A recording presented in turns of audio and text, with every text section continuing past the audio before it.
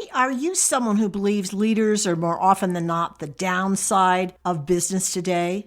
It's a topic more often whispered behind the scenes than out in the open.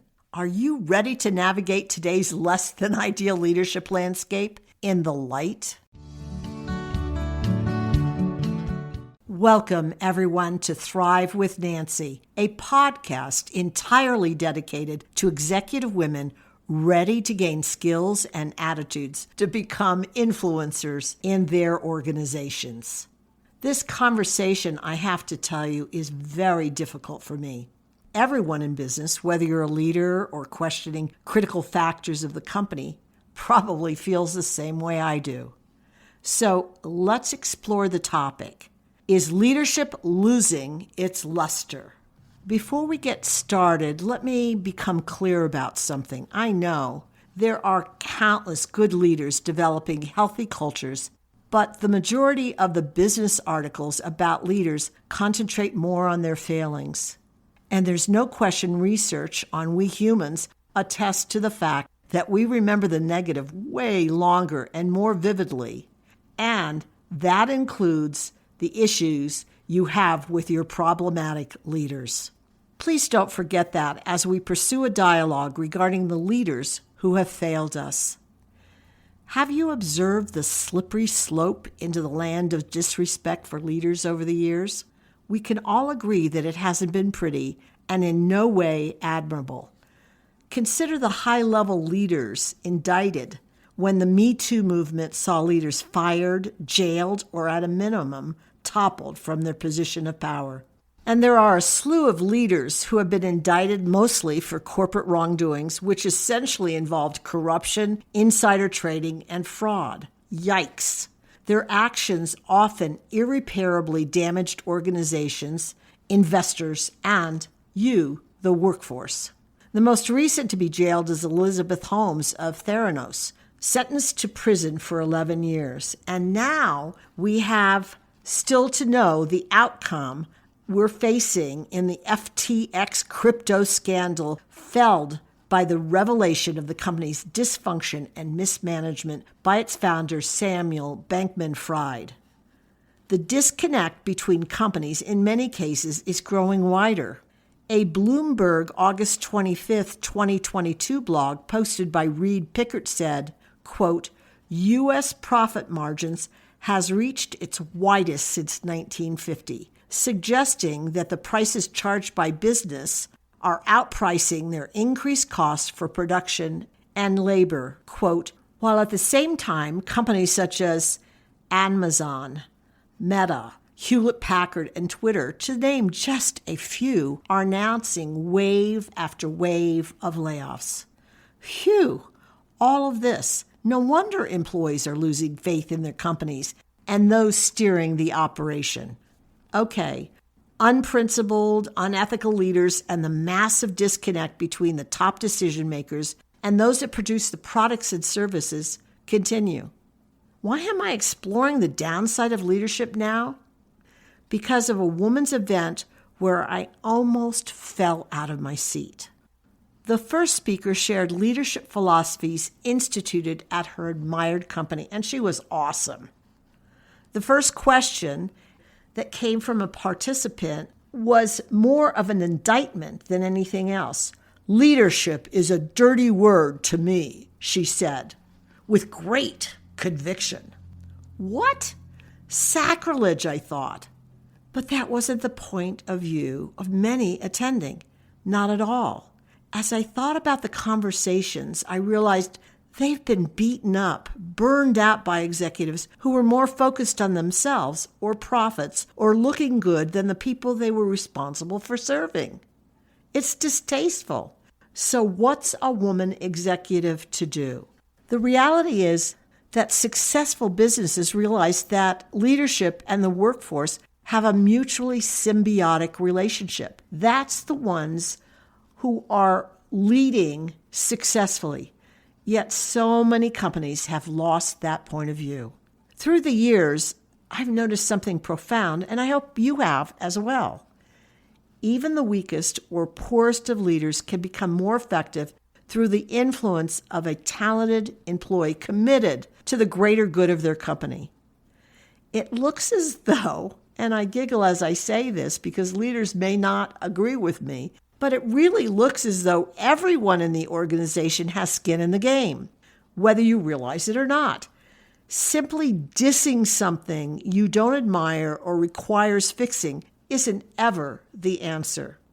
My commentary, and yes, that's what it is, more than the typical Thrive with Nancy tactics and tips podcast, because I appreciate that I don't have the answer any more than anyone else does.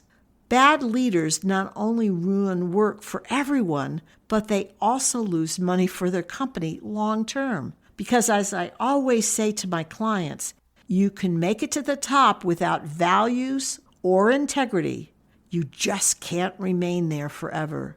Eventually, a poor foundation will crumble, often in the most public of ways.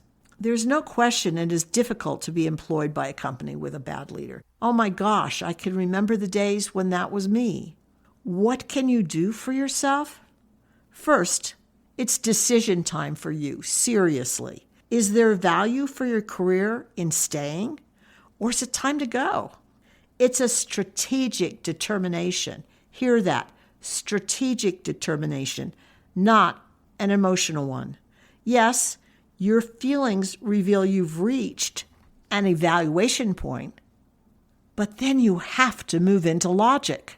Are you gaining experience to add oomph to your resume that you couldn't achieve anywhere else? Then your answer may be to stay. Too often, I see women tightly holding on in an attempt to succeed while losing career momentum, and you can't afford to do that. Don't let this ever be you. Second, once you've decided to remain in a challenging work situation, leave your emotions at the door. Don't allow yourself to be drawn into the dysfunctional drama surrounding you. Stay focused on your strategy to shape your career in the direction you want for your future as you gain essential skills, attitudes, and behaviors that will serve you well throughout your professional life. Third, keep detailed records. It's particularly essential when working in a chaotic, distrustful work environment. You don't have to do formal documenting. Consider that after every meeting where you pitched an idea, you send a friendly, "You heard me," hear that, friendly email thanking the leader for the discussion and briefly bullet pointing decisions and timing. Such an email becomes an official record. Proactively generate notes concerning conversations or conclusions in date order sequence to make them legal. And for heaven's sakes, keep these vital records on your home computer. Several clients couldn't access their documentation because they were suddenly marched out of the door, unjustly terminated from my point of view. Wisdom prepares you for the worst while living as though the best will occur. Fourth, what can you do for your company? Speak up respectfully when you disagree with directions. Going silent, even though perhaps the easiest option in difficult leadership scenarios, has you cheating the company.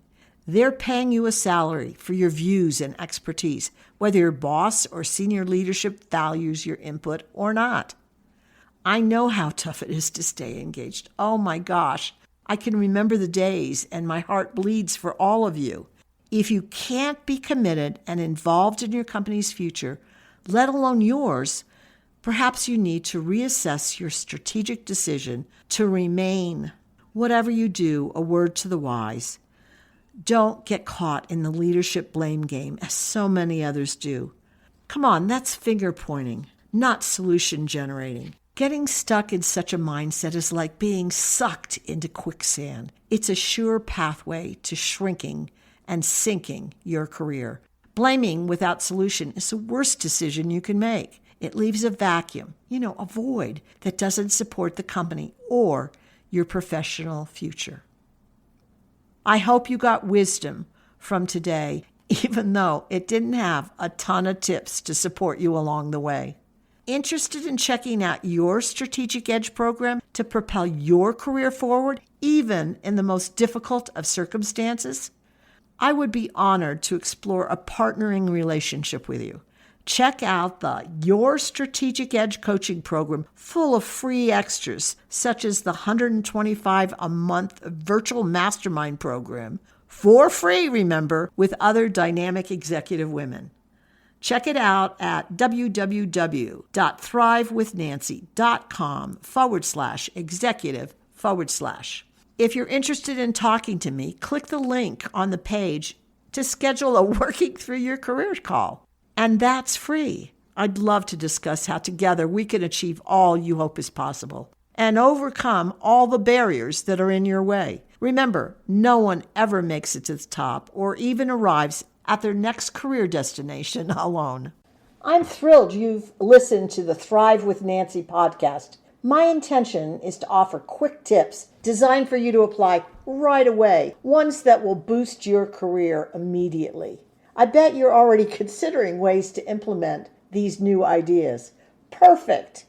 Now, if you do me a favor, pass the podcast link on to those who will benefit, your friends and coworkers.